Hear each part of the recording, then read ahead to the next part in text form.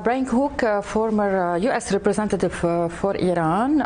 You're most welcome on the Capital TV show. My question is how the Russian invasion of Ukraine will affect the Russian presence in the Middle East. Well, Russia is currently in Syria, and they're moving into Ukraine. And so President Putin, since 2008, when he invaded Georgia, has been expanding Russia's sphere of influence. And he is going to continue expanding his sphere of influence until he encounters something stronger than he has encountered to date. Mm-hmm. What else the Biden administration can do to stop invasion of Ukraine and to deter Russia from intervention? I think America and some of the Western European countries are now looking at what kind of sanctions they can put in place to stop President Putin. My own view is that sanctions are going to be insufficient. Sanctions have not deterred Russia for the last 10, 15, 20 years, and I don't think sanctions are going to deter President Putin from continuing to expand his spheres of influence. I think what is most likely to change President Putin's calculus is for an increase in the number of defensive weapons into Ukraine so that the Ukrainians are in a better position, if there is a full invasion into Kiev, to repel or to stand up to the Russian invasion. But I don't sense that the Biden administration has the appetite or the stomach to be supplying weapons to Ukraine. President Obama did not supply weapons to Ukrainians. President Trump did while we were in office. And I'm not sure if this administration is going to do what is probably necessary to deter President Putin. You dealt expandedly with the European. Why Germany is not helping Ukraine to defend itself? Germany has a complicated relationship with Ukraine, and it seems that among, I think, a decent number of Western European governments, they feel that Ukraine is a fairly hopeless situation. I think that for most Western European governments, they will probably worry about sanctions that hurt European economies more than they hurt the Russian economy. And so my expectation is that as we have more serious conversations about sanctions against Russia, I don't think they're going to be severe sanctions. They're going to talk a big game. But I think when it actually comes to the sanctions get implemented, I think the Biden administration and Western European governments are going to talk themselves out of the kind of difficult, strong sanctions which might have an effect on Putin, but I think ultimately it's going to have to be more weapons to the Ukrainian people. Mm-hmm. Do you think that Putin expansionist goals and ambition are coming true? Do you think that he's living the dream of expanding Russian borders to the former Soviet Union? He certainly has been systematically expanding Russia's spheres of influence since 2008 with Ossetia and Abkhazia, Crimea, Ukraine. And President Putin is very good at playing a weak hand very effectively. And I think that President Putin will do as much as the West allows him to. There's an old Russian saying that you probe with bayonets. And when you hit mush, you keep probing. And if you hit steel, you pull back. And President Putin is encountering a great deal of mush. And until he hits steel, he's going to continue, I think, building his hand and improving his hand geopolitically. Mm-hmm. Will this empower Bashar al-Assad in Syria to reopen a front against the opposition, if there is any left more? I think that's probably a harder question. One of the things that I look at is how Ukraine ends up affecting places like Syria and Taiwan and Venezuela. Yes. In the same way that when President Obama didn't enforce his red line in Syria, it sent a message to other regimes around the world that the United States is not going to do what they say they're going to do. And that kind of weakness invites aggression. And one thing that President Putin is very good at is sensing weakness. And he seems to avoid it until after the Olympics to make his move in Ukraine. The sanctions are too little and too late. Do you think that this will encourage China to invade Taiwan, for example? China is paying very close attention. Certainly the disastrous withdrawal from Afghanistan was one important data point for China and for President Putin. And then now President Putin continuing to press his advantage in Ukraine is a teaching moment for President Xi. It reveals a lot to people like President Putin and Xi how the world responds to redrawing maps. And if President Putin can get away with redrawing the map of Europe, it's going to incentivize President Xi from thinking about redrawing maps in Asia. Will the invasion of Ukraine expedite the nuclear negotiation in Vienna and bring a chance for a nuclear deal at the expense of the U.S. allies in the Middle East? Well, given oil is now well over $100 a barrel, I imagine there are probably some people in the Biden administration who would like to see Iranian oil, which is 3% of the world's oil supply, come back on the market to bring down the price of oil. I don't think that's how they're looking at it, but I know that they're very worried about the price of oil. One of the ways that you can take out some of the pressure is by reaching an agreement with Iran that would include the lifting of oil sanctions on Iran. But Iran, because the Biden administration has not enforced the oil sanctions against Iran, Iran is able to export enough oil to keep them in a pretty good place. And so I'm sure that Ukraine is taking all of the attention in the Biden administration while the talks in Vienna go on.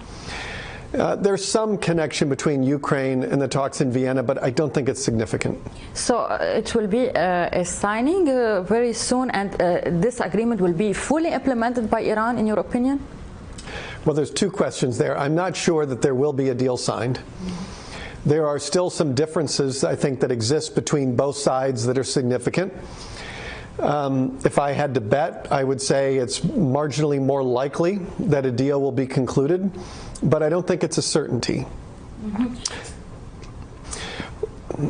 From what I understand, there would be a phased approach if a deal were to be reached, and lifting the oil sanctions would come a little bit later.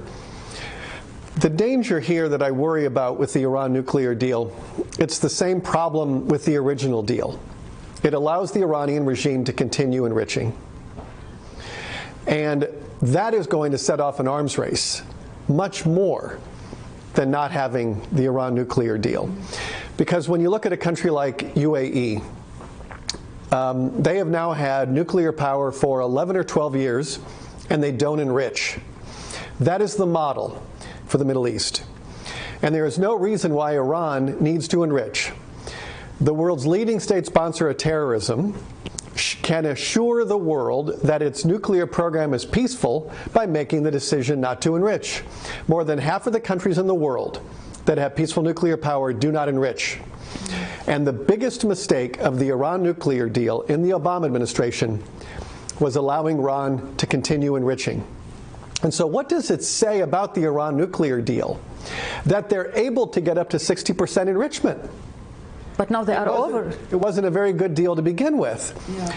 I know originally the goal was to have Iran dismantle its nuclear infrastructure, but the Obama administration concluded that a bad deal was better than no deal. And we're still living with the original sin of allowing Iran to enrich uranium. You have also concern about the Houthis. Will the Biden administration input the Houthis on the FTO list? And especially recently, the U.S. Treasury, they sanctioned a few entities. So what is your opinion?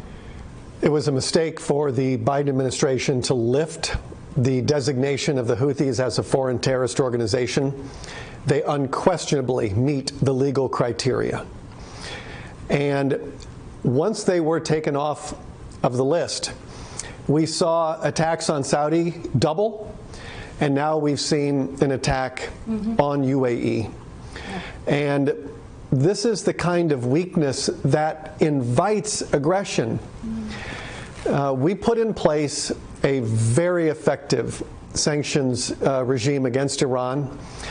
It had diplomatic isolation, it had economic pressure, and it had the credible threat of military force to advance our national security interests, but not just ours, the interests of our friends and partners in the region, UAE, Israel, Bahrain, Saudi, other countries that are on the front lines of Iranian aggression. And as soon as the Biden administration signaled this weakness to the Iranian regime, they've taken advantage of it. I'm very worried that the weakness continues in Vienna. So many in the Middle East believe that the failure of the diplomacy of Biden administration from what we saw, like you said, you talked about the attacks, Houthis attacks, Iraqi militia attacks on UAE. So this is a result of a failure diplomacy. Do you agree on that? Yes, I think President Trump put in place a policy for the Middle East that was very successful. You know, we were able to defeat ISIS. We made great progress against countering extremism. We did 4 peace treaties in 5 months. We put out a credible and good faith proposal to reach peace between the Israelis and the Palestinians. And we stood with our friends. We stood very strongly with our friends in the region, and we stood up to the Iranian regime. Foreign policy, in some ways, is complicated, but in other ways, it's not. You just have to stand with your friends. You need to be serious about deterrence. And if you put those things in place and you invest the time in the region, I think it can produce very good results. The Biden administration has taken the exact opposite approach that we took when we were in office, and I think the results speak for themselves. Is it true that we can say now, is it fair to say that the U.S. is not a reliable ally for especially UAE and KSA? Certainly, delisting the Houthis and easing up on Iran is not going to win us any friends with important partners like UAE and Israel and Bahrain, other countries in the region. I've always believed that America should be no better friend and no worse enemy. And right now, for some of these countries, we're no worse friend and no better enemy. Do you think that the U.S. image in the whole world is affected now after the withdrawing from Afghanistan?